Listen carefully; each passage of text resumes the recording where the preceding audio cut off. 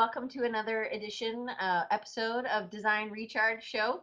I am Diane Gibbs. I'm the host, and we're here every week, every Wednesday at 2:30 Eastern Time, 11:30 Pacific.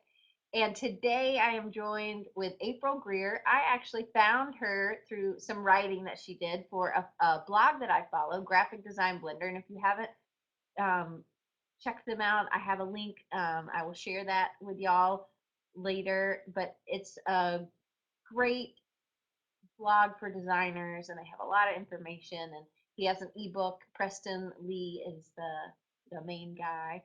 But April writes a ton for them, and I just really think she puts it into words really well. And so I just met her, and we did a test because that's what I do with all my guests beforehand. And so I'm going to let April kind of give her background about design. And I also asked her in the test, and I will ask her now, but why, writing's not always the best for designers. So tell us a little bit about your background in writing as well. So tell us about it, April. Well, hi everyone, and welcome to the show. I'm thrilled that Diane asked me to join today, and so a little bit of background about me. I'm a graphic designer and a web designer. I specialize in information presentation and engaging content, which does include writing. And I got started actually in college working for the on-campus production studio, and it just kind of segued into it. I worked there, during my school time and then as well over the summer, and I really enjoyed it. So after I graduated, I started looking for a design job, and I got it. Then, downsizing 5 years later or so with the economy kind of crashing, and I started to look for freelance clients, and all of a sudden I didn't have time for a real job anymore. So, I started reading Graphic Design Blender, and luckily was lucky enough to get on with him. And so now I write for Graphic Design Blender. I am a freelancer of my own accord for about 2 years now, and I do graphic and web design, and I also officiate on the side, youth sports. Cool. So, and you had told me that your mom was a English teacher, and you think that that was one of your reasons why you're so good at writing. So, um, it Yeah, you have to have yeah, other. she's an English teacher. Go ahead. No, yeah, she's an English teacher. My stepmom was a journalist for newspapers and travel writing for her whole career. So I guess between the two of them, we have great relationships with both. I guess it's in the genes and it's in the family, and it's really exciting to be able to carry that on. It's exciting to what? I'm sorry, it cut out. Oh, to carry that Oh, on, for to sure. I don't know, keep the I torch think you have a going. great, and I've told you this, I think you have a great voice. She has lots of articles on Graphic Design Blender, and I have it down here. And that's the great thing about Spreecast. You can actually share links. So if you guys have links or you want to ask questions or whatever, you can have it going over in the chat.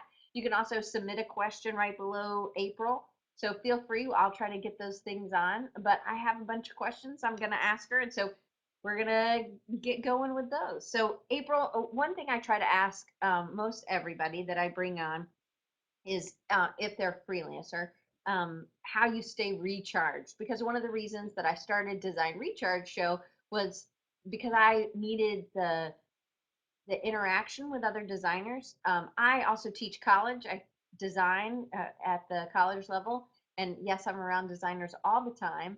But I also needed that interaction between people that were more at my level. And even though there's other design professors, we just don't get to interact that much because we're always teaching. So I wanted something where I was getting and connecting and educating myself because I'll talk to people. I am not much, I don't claim to be a great writer. I can ask good questions, but I am not like you. So those are some things that I do to stay recharged. What are some things you do as a freelancer to just stay connected and recharged to keep your batteries going? Um, I think you hit the nail on the head there. Interacting with other designers, something that really helped me immensely was taking a continuing education course. Um, just interacting with other people like me who are freelancing or want to freelance or want to improve their skills as an in-house designer was fantastic. Um, that's something that I really have missed about college in general is just having discussions with like-minded people or even not like-minded people, but people that understand the same topics. And so I try to take a continuing education class at least once a year. Um, and there's a great art school up in Portland, which is nearby for me, and I've really enjoyed that. Also, I take inspiration from nature, from life, from the internet. You know, I have a portfolio on Behance.net, and that's a great way for me to also see a lot of other people and their portfolios and what they're doing. I like Dribble. Um, and then just kind of I go through life and I'll be driving on the interstate and I pass by a semi truck and I look and I think, was that a good logo? Does that convey what they're, is that what they want to convey? I could do better, or no, I think that's pretty cool. They did a good job there. Um, so I kind of just use that as my motivation, and I do other things. One thing I think freelancers get sucked into is work, work, work, work, work, always work.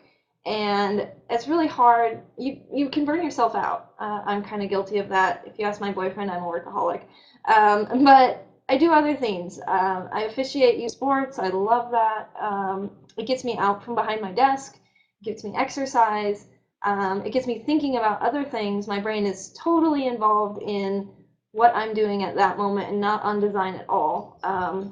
And so I think that in itself can be really refreshing to just go and experience and not think about any of your projects because some of my best ideas have come when I woke up in the middle of the night and said, "Oh my God, I have a great idea," or I'm at the beach and the waves are crashing in and it's um, beautiful, and I think, "Oh, like that might be cool for a new project." So, or this is a great solution for the project without even me consciously thinking about it. So that's how I stay recharged. That's cool. That's great. Um, what do you like best about freelancing? Definitely the flexibility. I get to choose my own hours. I get to choose my own days. For example, my car battery died on Monday night, and so yesterday I did a little bit of work from like 9 to noon, and then the rest of the day I got my car fixed. Um, so that wasn't my plan, but it's really nice to when that comes up. Now I could work like a little bit on Saturday to make up for that if I need to.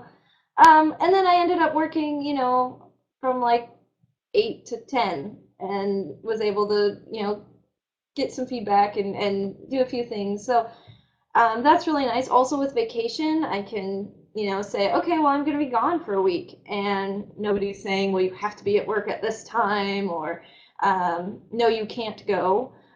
Usually my clients are pretty open with that as far as if I give them enough advance notice, say, I'm going to be out of town, let's, if you have projects that need done during that time, let's get done before then. So, and I also really enjoy getting to spend time with my family, and I have a wonderful boyfriend of 14 years and two lovely dogs. So, it's nice that I can eat lunch with them and go to the dog park in the afternoon, and that's kind of a recharge. That's a recharge in itself, is just taking a break and letting them run around and have fun. Yeah, definitely. I think one of the hardest things for me as a freelancer is shutting down. So I have my husband is an artist, and so he has a rule. He's like, you need to be done at like 7, at the latest. And granted, there like last night I worked late last night and I worked late on Sunday. But sometimes it's good to have somebody who's like, I want to spend time with you. Please get away from the computer. Yes, But I yes, also like that if I yes. did, I've had similar things. I just take my computer to the car place and I just work when I'm there. And I think a lot of other companies, if you're at a company, you're not as you don't have that flexibility. And sometimes some of our work we actually go and meet Exactly. with clients and things like that, and you can't really take them with you to the Hmm. fireplace, but you can take your computer and you can still work, which is great about having flexibility, I think. So I like the flexibility too. Even though I teach full time, I have, 2 or 3 days during the week that I'm not with students. So all right, well, let's get on to your writing. Yeah. This is Alabama. I'm teaching at the University of South Alabama, and the whole state of Alabama is not so great at writing, and so maybe this is all over the board. But I know that we don't rank so high. So one thing we do, and I think as artists, I think writing is difficult. Writing and math, I don't know, science is up there too. Mhm. Yeah, writing and math. But I think I make my students do a project brief with each assignment, unless it's, like an exercise. But pretty much they have to Mhm. explain like they would explain to a client. Because a lot of times, especially as a freelancer, I don't get to sit down with my client while they're looking at my piece for approval. A lot of times, and I'm not sure if you're the Mhm. same way. So that brief is really important. Of this is what I was doing, this explaining my choices and stuff like that. So I think the Yeah. writing component is incredibly important. And I think the designers, even if you don't like to write, you still need to be able to write a good contract and um, a good draft or a project brief or something like that. But what role does writing play in your career as a freelancer? Not just as a writer, but like what do you write regularly? Um, Contracts for sure. A clearly defined contract is terribly important. Um, if you haven't gotten burned yet, you will. If you don't have a great contract, if you don't know what you're trying to stipulate, if you don't clearly define what your expectations are and what their expectations are, that's when your project goes over budget or you cut into your profits because you didn't understand what they wanted and you come back with something and they say that's not what I wanted.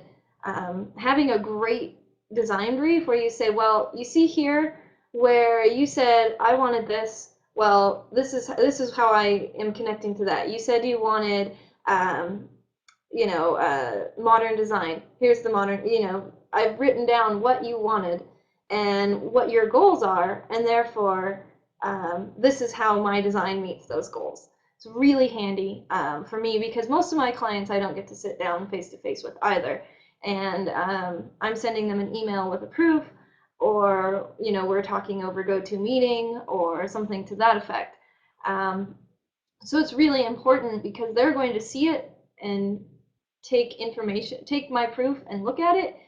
And I need to be able to specify too, um, in my writing, what I was thinking, where I'm going with this. If this is just a rough draft and not to worry about that the colors are all wrong or something, that I just want to make sure that the math is right because I do a lot of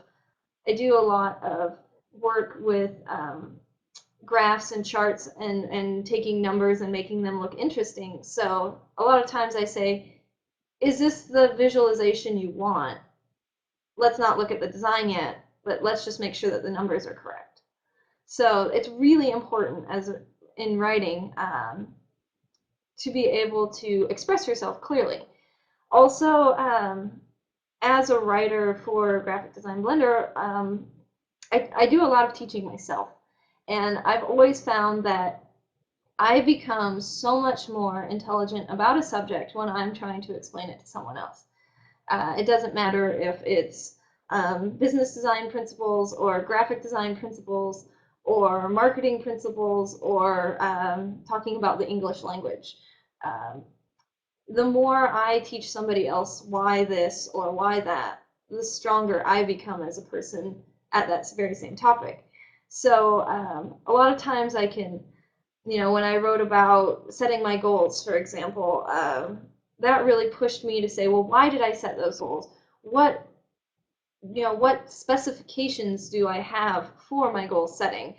Um, or when I write about, for example, legal terms, it's like, okay, I hate legal terms. I don't understand, what they're trying to get at, but if I can make it into English, then I'm going to understand what it is about, and so is everyone else. And that's what's important. So a lot of times, writing for me, because I'm explaining something, is really enhancing my understanding of whatever I'm writing about. So I'm just going to read y'all some of the ones.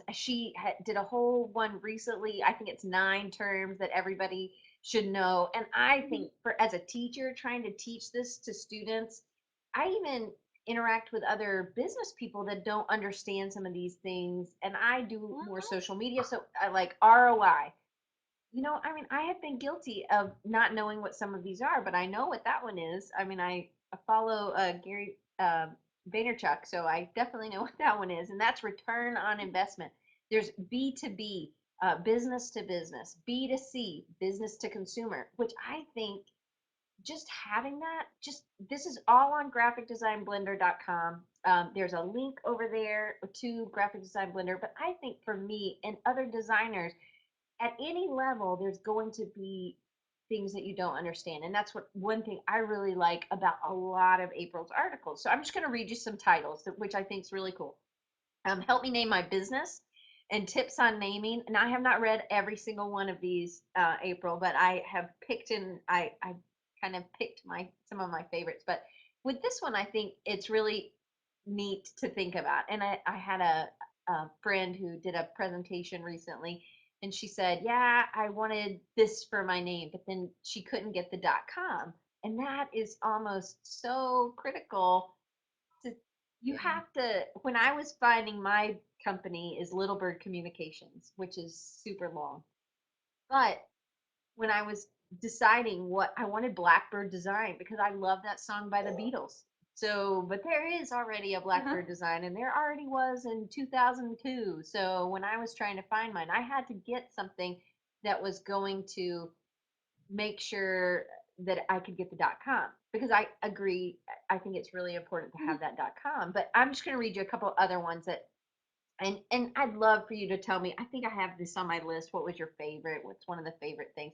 My 10 freelance design business goals and tips for setting yours, which I think is really important. I really liked that one. Can networking with your competition really grow your design business? I mean, they're really great. Thought provoking articles that really help. And what's great is that April will get back with you. And she has a great relationship with Preston Lee, the founder of Graphic Design Blender, where she will go in and she's going to comment. And that's how her and I got connected. How designers can charge more without having an awkward conversation with your client. The next step in building my design business, what makes a great portfolio site. I mean, it is filled, but there are day-to-day things as well as long-term things, which I think is really cool. So, April, how do you come up with all these things? How do you decide? Because you're writing a weekly column. Is that A weekly blog, yeah. Weekly blog. Yeah, so sometimes it's really hard, I'm not gonna lie. I keep a sticky note on my computer, well, like a electronic sticky note on my computer, and I just when I come up with an idea, oh hey, I should write about that. Then I write it down on my electronic sticky note. So that helps when I'm feeling particularly unmotivated or particularly uninspired that week. I can go back to my list and say, what do I want to write about this time? Also, Preston, at times, with the legal terms, for example, he said, "Hey, would you be interested in writing these?" And I said, "Yeah, that would be great. I think this is a great topic to talk about." So, in that instance, I said, "Sure." So I tackled the legal ones. I tackled the freelance um, business terms, and there's a couple more in the works that you should be seeing soon. We're going to do an advanced um, business terms one because it was very popular, but we wanted to start with and get everyone at the same base, and then we can go up from there. So yeah. So we decided to do that, and that should be coming out soon. And sometimes my own work is my inspiration in that something happens with a client that I've never had happen before. And I say, oh, I should write about this. Or sometimes I'm struggling with a particular topic.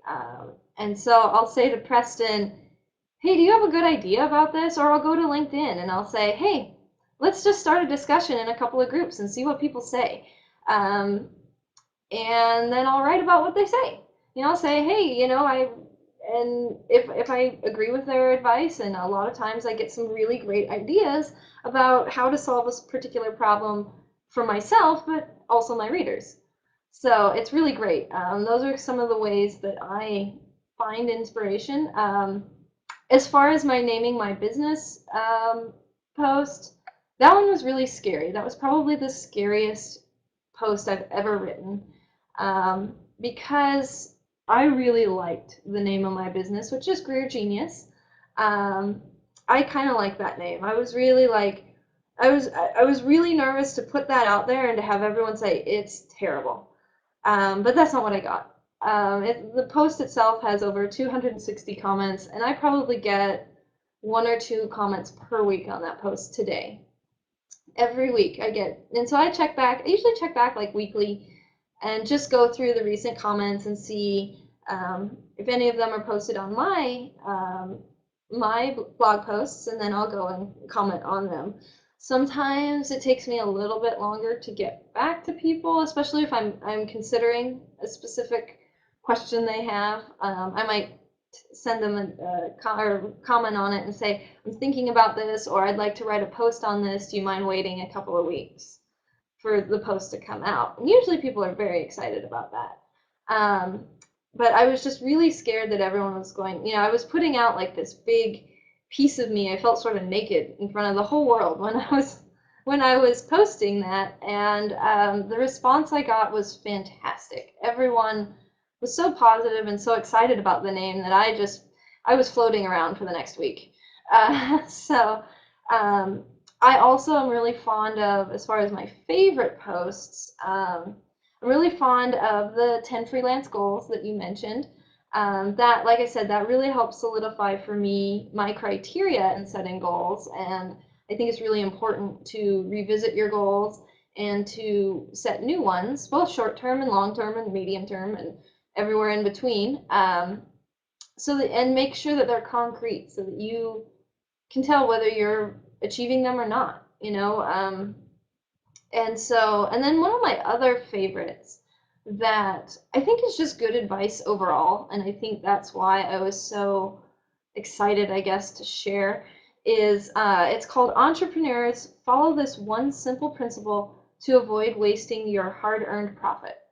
And I just think, like I said, it doesn't have to be just to designers. I think it's just amazing advice for anyone. And um, it's a principle that my dad taught me, and I'm just so thrilled that I could share it with a large audience because I just think it's great advice. So go check that one out at graphicdesignblender.com. Um, and yeah, so those are some of my favorites. And I guess I just really enjoy learning from myself and learning from the commenters. The community on GDB is fantastic as far as um, bringing up good points. It's a really positive community. Everyone's excited to learn. Everyone's interested in knowing more or debating things, and it doesn't get into that negative argument that a lot of places are plagued by.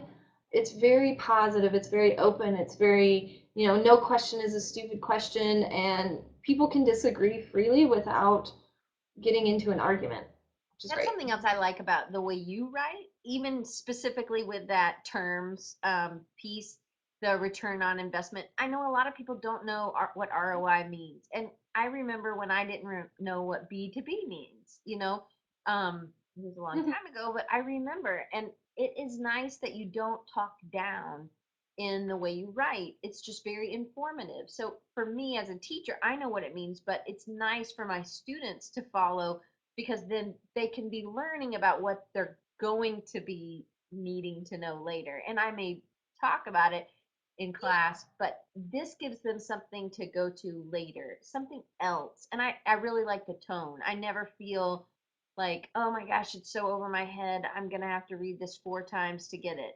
Um, like I feel like it speaks, and I think that's really good, especially in a post when you're writing, to make it so that people want to come back instead of like, ooh, I have to figure that out. So I think that's a great. That's one reason I like your writing so much. So Well, thank you. can you Thank tell us you. how you got started? And I really like this because it's really about your passion. You were passionate about a subject. Can you talk about how you got started writing for Graphic Design Blender? Yes, I certainly can. So, I started reading and commenting on Graphic Design Blender, and um, I got an idea for a blog post. I'm quite passionate about business communication and the serious lack of professional business communication in today's society. I have no problem with tweets and personal text messages and Facebook messages being um, poorly worded and poorly spelled with no grammar. But when you're in a business situation, it needs to be professional. And it really bothers me when it's not, or when people are incapable of it. It makes you look um, unintelligent, and it makes you look incompetent. And that's not meant to offend people, but you really, if I'm going to spend, you know, 50, 200, $1,000 with you, I want to know that you're capable of doing what I want to have done. And um, I think a lot of times people are introduced to you by your writing skills, by your email skills, by your phone conversations to a certain degree. But I really feel, like I said, that business communication has suffered. And so I asked Preston, I emailed him and I said, hi, I have an idea for a post. I'd love to write a post about business communication and how your writing is, your being designers writing in general, um, is provoking this image of you sitting in your PJs in your mom's basement, feet on the coffee table with pizza box next to you. And nobody's going to hire you for that because they don't trust you. And he said, that's a great idea. Send me a draft. I love your comments. And I truthfully don't remember what I said, but apparently he was impressed.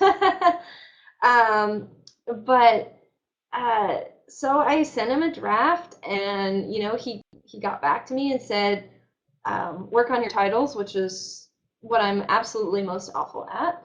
And I said, okay, well, here's the edits, and he posted it, and then he said, would you mind commenting on what people say? And I said, well, yeah, certainly, I'd love to respond back to them. And it got some comments and it got some posts, and that was really my intention, was to say, hey people, we need to be better at this as a group. um, I didn't, I asked him, I said, I want to write this. Will you post it? I didn't ask him for money.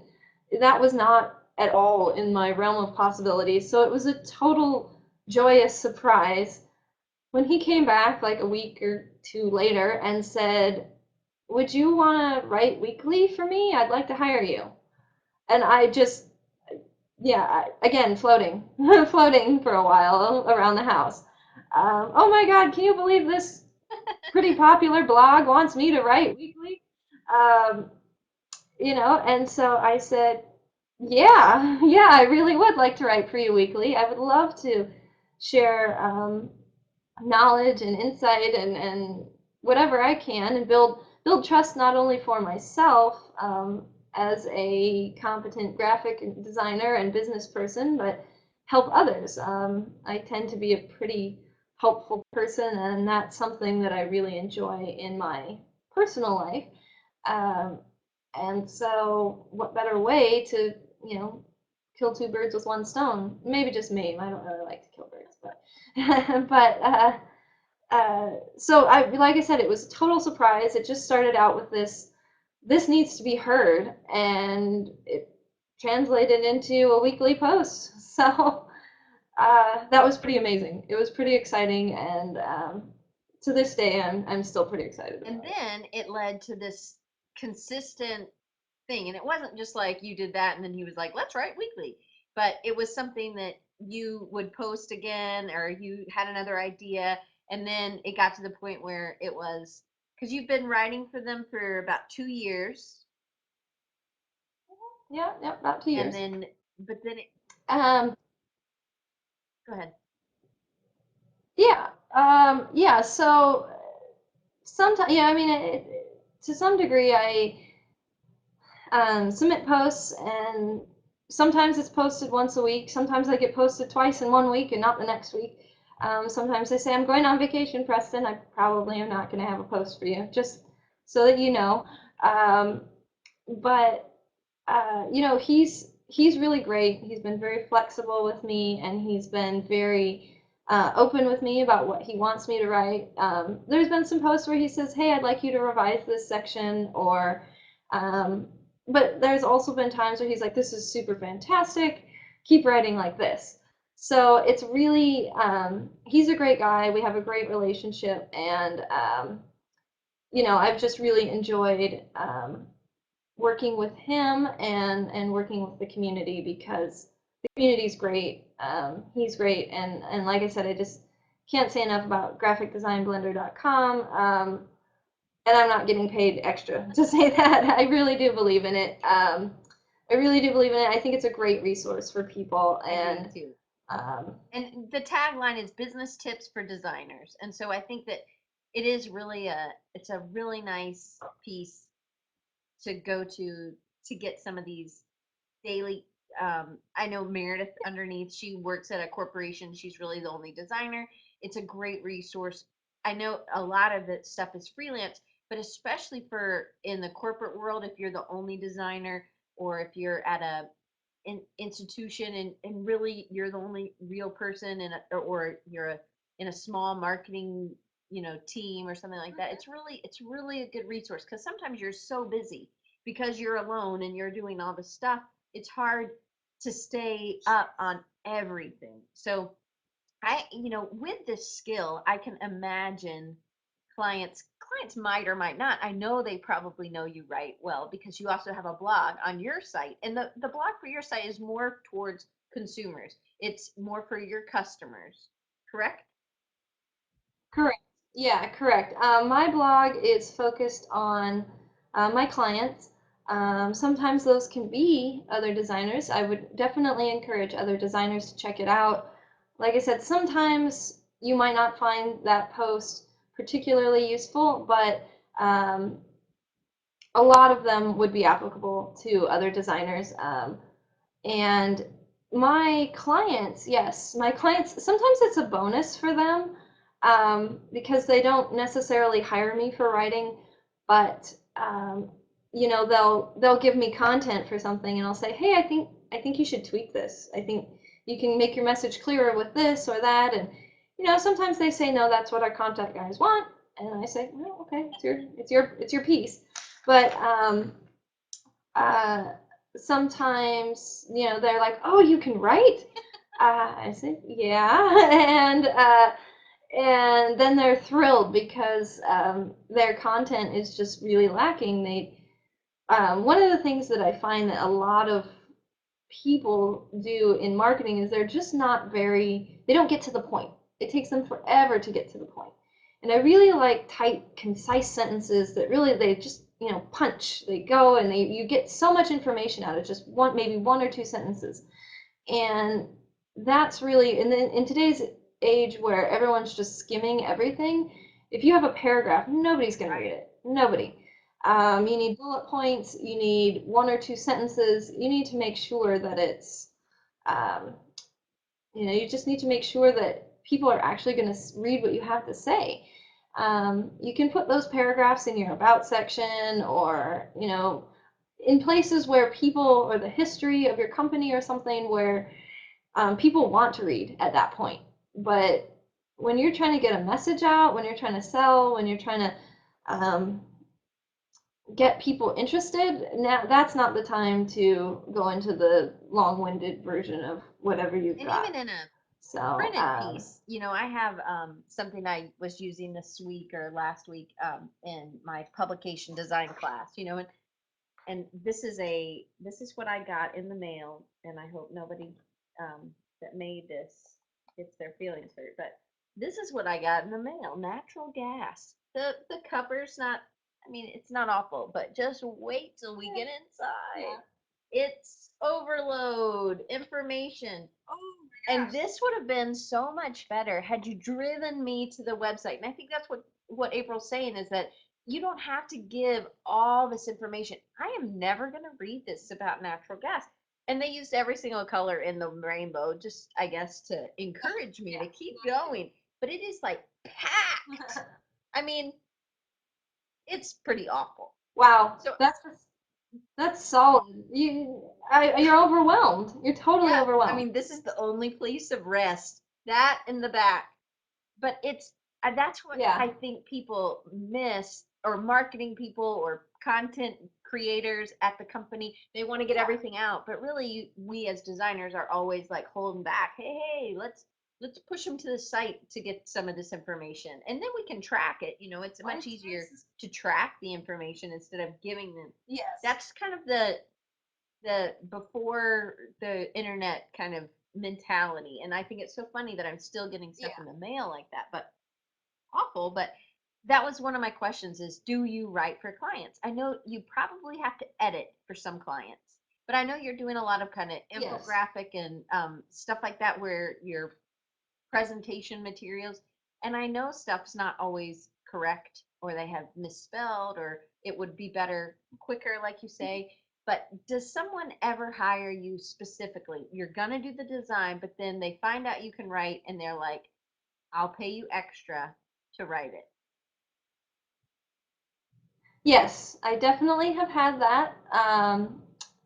I've done some work for a local fitness company, and it's really been interesting because the fitness industry in particular is all about crap, in my opinion. Not like just the jargon they use is just, lose 100 pounds in 10 weeks, or it's just so, I don't know.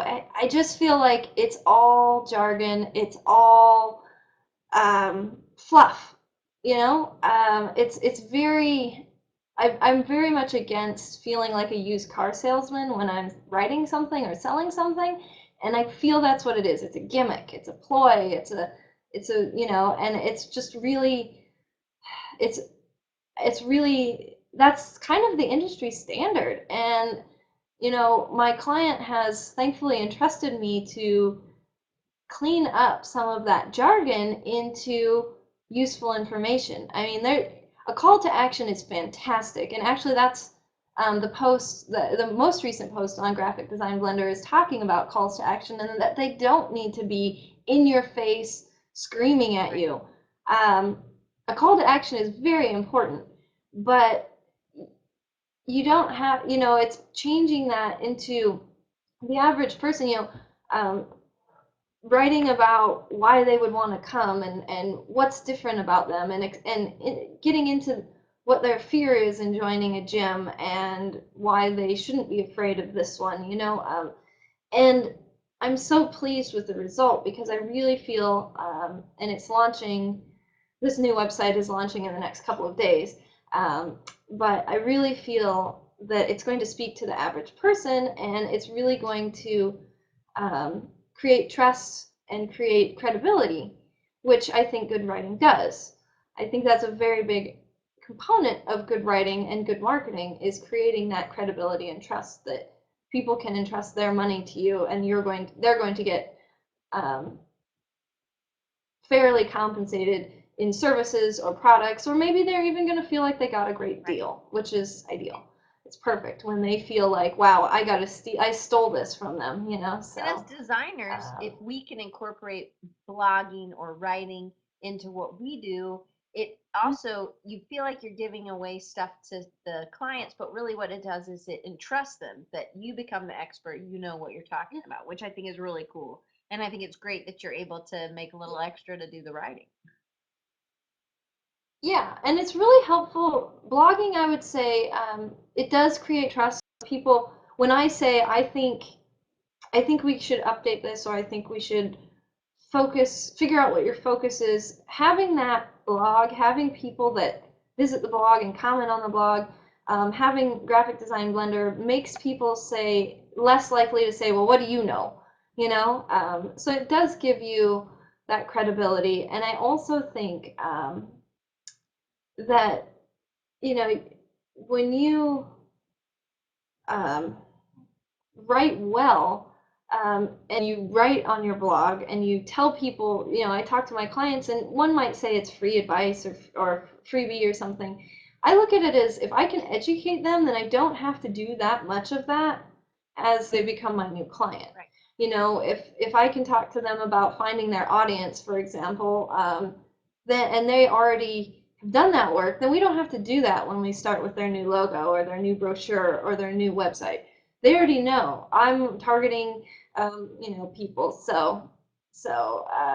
I'm targeting women that are 40 to 60. So great, we can start at that point rather than starting back a step and saying, okay, we need to figure out who you want to target.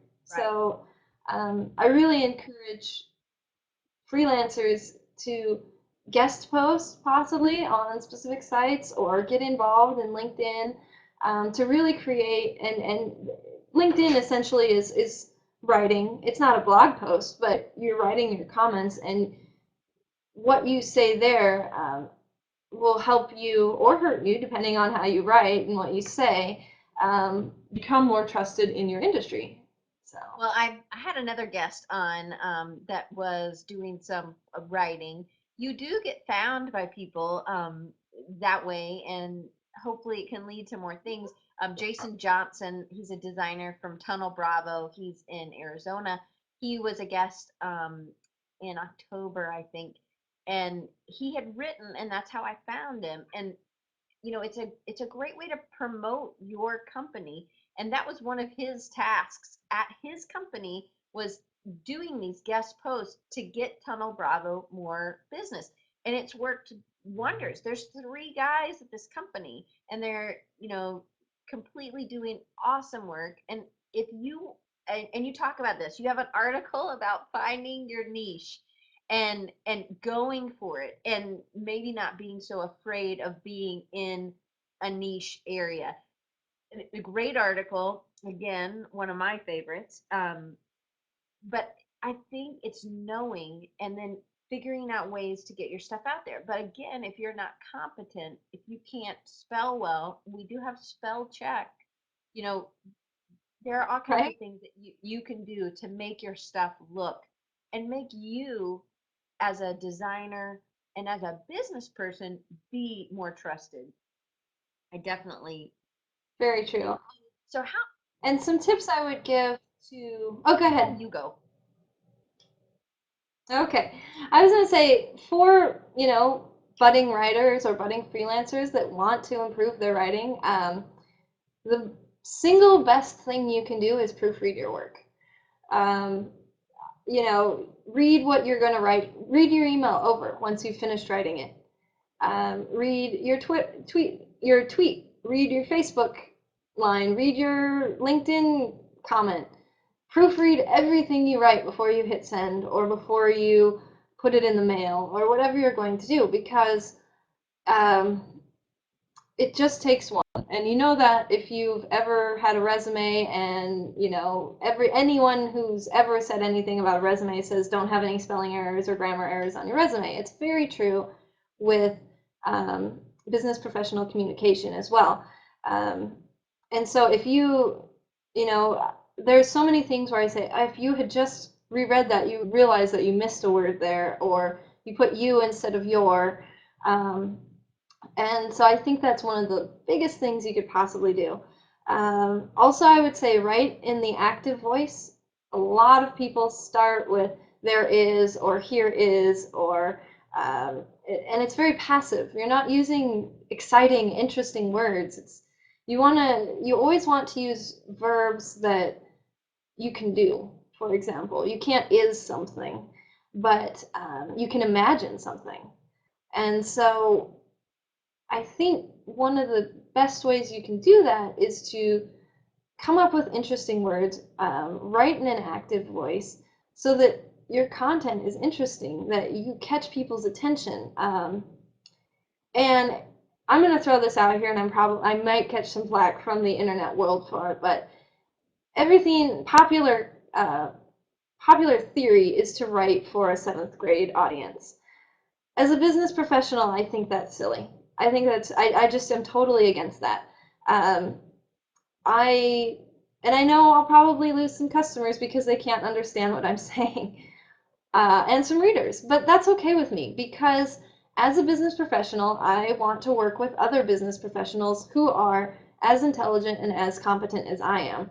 And if and so I write for a little bit higher audience because um, I just don't see a business professional who can only read at a seventh grade level being as potentially successful as someone who has a higher competency. And I really think that even if you start at a seventh grade level, that doesn't mean you can't be successful. That means that I expect you to learn as you go, Right. so I really try to bring my level up a little bit, and I like to speak at a little bit higher level because that's my audience. That's who I'm trying to attract. Um, Now, for example, you may have an audience that you're trying to attract, some of a lower reading level or something like that. Um, I liked what so James you said. know, it's all about who your audience is. Yeah, that's a great comment. Right to the audience. Um, and my audience, like I said, I want my audience to be able to have a good conversation with me and think in a little bit higher level terminology and understanding. And I don't think writing at a college level means nobody's going to understand it.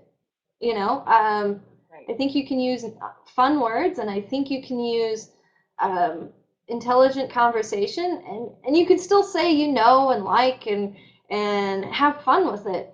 But you're up here, you're up here. You're not talking down here. You're up here, and that I think is really important. So So also, I would say get to the point. My final tip would be get to the point.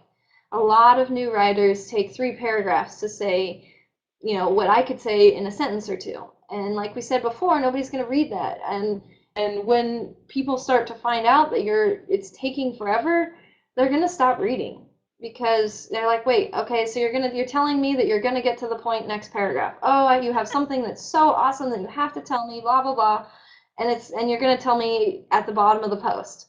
Great, get to the point. I'm gonna scroll to the bottom of the post and see what you want to tell me. I hate I'll go to these university whatever, and or I do a lot of webinars, and they're like, and I'm gonna tell you. I'm like, just get on with it and tell me. I don't mind them Yeah. giving me a like an outline, Yes. but then if they're gonna say, well, I'm Yeah. gonna tell you And about blah honestly, blah blah, just forget the I'm gonna tell you part. Just get to it.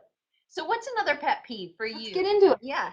So what's another pet peeve for you? Mine is people misspelling y'all. I'm from the South, so I hate the YA apostrophe LL, which I did used to spell incorrectly. And then my friend Debbie at Mock, who's a editor in Colorado where I used to live, she was like, "It's you all, Diane." And then she was like, "You can't say all y'all." And I'm like, "Well, we do. We say all y'all." She's like, "That's like a double negative." And I'm like, "I don't care. I'm gonna still say all y'all." But because that makes sense to me. But y'all is Y apostrophe ALL. So that's one of my pet peeves. And I also don't like really. Like, just it is or it isn't. It's really smart or Yeah. it's smart. The end. Again, getting quicker to your point. Yeah. What's a pet peeve for you in writing? Um, Improper use of homophones, and homophones are like and two, there, and there, affect and effect, than or then. That's not really a homophone, but when people and two, I give a little bit of leeway for because sometimes you just miss that extra O because you're typing fast. But those really kind of bother me.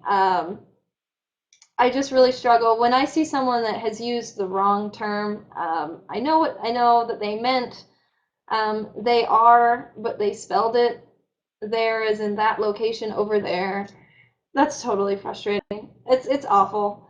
Um, you really, that just really bugs me. That in writing a lot bothers me, and I can thank my high school English teacher, Mr. Peter Dahlberg, for that. that Peter. no pun intended. Yeah, yep. He he in one of our writing assignments, he handed back all of our papers and said, "Circle every time you use that." 6 or 7 times. Um, you won't you 6 out of 7 times you don't need it. It's just extra Right. filler. It's extra filler, and it's like you tripped over a rock in the middle of the sidewalk, or you hit a pothole in your car when you get there. It's a splat, and I agree. Thanks, Mr. Dahlberg. But Meredith, that's a great point, that you make. It's like you are leaking in the Leaking in the basement. basement. Like maybe you should get some Depends or something. Yeah, My yeah. Is your dog in the basement? Maybe he has to go to the bathroom. This is when I had one of my best friends in college. This is freshman year. Um, she had a bunch of note cards posted over all around the room, and I made fun of her for this, and I'm so sorry, but it was just hilarious. This is what she had, and the "your" was wrong. Instead of "you are," it was like I That's was a like, big maybe one. you're gonna fail English because you don't know how to spell "your," Right? Right. but stuff like that. That's a It's big like, one that bothers me too. but it stuck with me all these years. So I know. And sometimes it's really funny when you get one of those things where you're like, I hated it so much, I remember it 20 years later, so I guess it was effective. But, but overall, really, again, proofread your work. Spell check and grammar check are pretty good these days. So, you know, learn the rules and know them. There is a great scene on, I think, The Onion or something of all places, where it's like a poster about how to use the different usages of words that are commonly mixed up. And I mean, like, I might have a poster of that in my office one day because I think it's pretty cool. that is cool. Well, I know we haven't gotten um, through even half of my questions. We'll have to have you back on for sure. But That sounds fantastic. yeah, so I want to give, if anybody has a question, you're always welcome to click on the submit question button, or you can always type it. We try to stay up with what's going on in the chat. I love the interactions. That's one great thing about Spreecast. Um, it's, I just love that. I like, this is where I get to connect. So I hope that y'all connect with each other as well. You can always click on each other's names and you can follow each other on Twitter and Facebook or whatever. Um, but let me ask you one more question dealing with writing. We have about 5 minutes, and then I'm going to try to wrap it up. Um, Mhm. it's why apostrophe ALL. It's not y'all, but that's right. All y'all, James. I'm going ahead and using my all y'all, which I'm sure would bug my friend Debbie, but I'm at least writing it correctly. Um, so my big what I want to know, what is the biggest struggle for you, because you write really well. So what is the biggest struggle for you with writing besides titles, maybe? Titles, titles and intros. Those are the big ones. I always feel like when I write an intro, it's a can't. It's like the can't. Oh, I've already heard this before. I've already, you've all done this, or you've all seen this, or you ask a question, or I just sometimes it feels so stale to me. So I really struggle with my intros as far as, and I write them last. There's nothing. That's the other thing I think a lot of writers get hung up on is that they think they have to write their article or their post or whatever they're writing in order, or their essay, whatever. It doesn't have to be written in order. That's why you proofread at the end, but to make sure it flows nicely.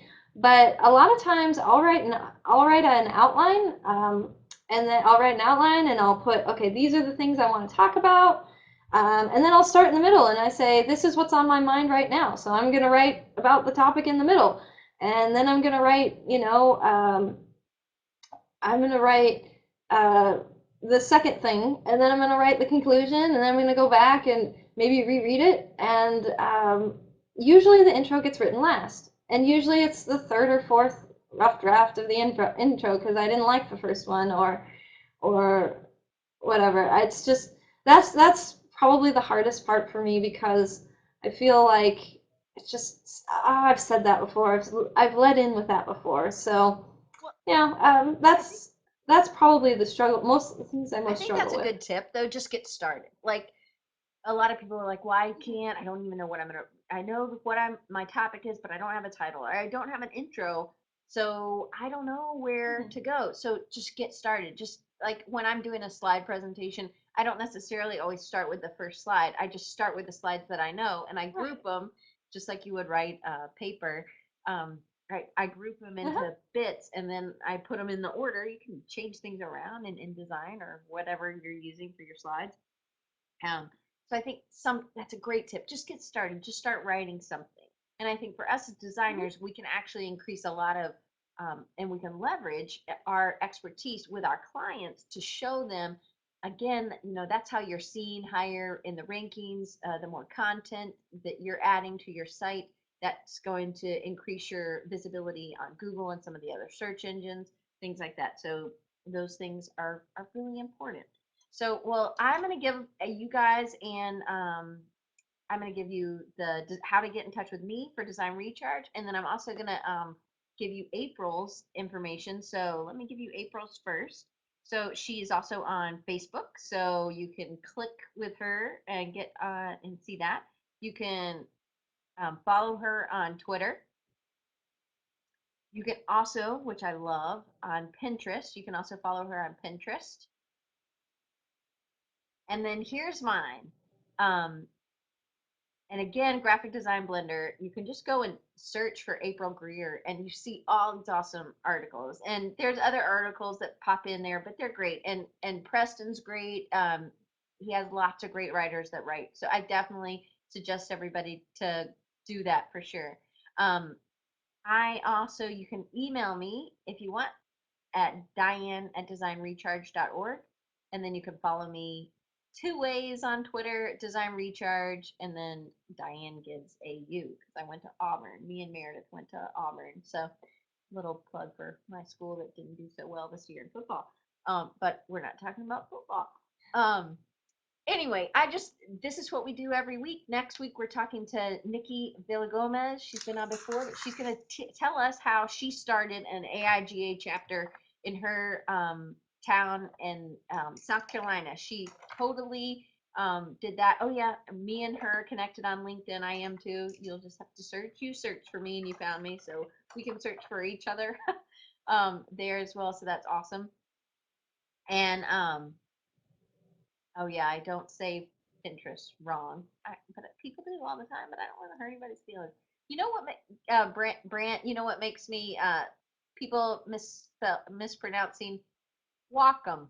If you go to the Wacom site, it's they actually people who are on their site say wait they say Wacom, but like my students will be like it's Wacom. I'm like let's go to the site and watch the video and see how they pronounce their thing. I mean, you haven't had it in a while, but anyway, that's a little pet peeve of mine, and I know I got off track. That's the ADD in me. That's why I have lists of Well, questions.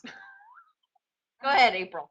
well, Diane, I have to say I am so happy that you had me on today. I spell y'all correctly, just for the record. Um, and so, yeah, and you can also find me on LinkedIn. I forgot to give Diane the link to it, but it's on my website. If you go there, it's on my portfolio. If you go there, it's linked throughout all my social media. It's just April Greer. So you're welcome to come and find me. And I'm sure Diane's on. We just became friends recently. Well, friends, LinkedIn We're friends, Facebook professional friends connections. too.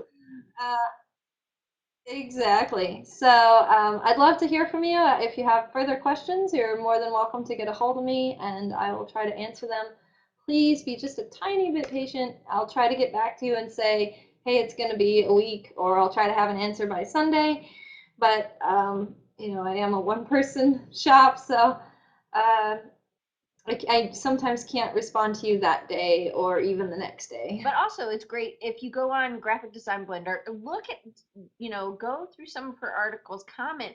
and she will comment back and read some of the other comments. That's what I love. It's like there's this interaction, and again, for me, that's a great way for the recharge that I'm always needing every week. So, guys, thank you so much. April, Yes, thank I you will so much. comment. We've got tons more questions to answer, but thank you so much for coming, and I hope to have you on the show soon. And I hope to see you guys all back next week as we talk about starting an AIGA chapter in your area.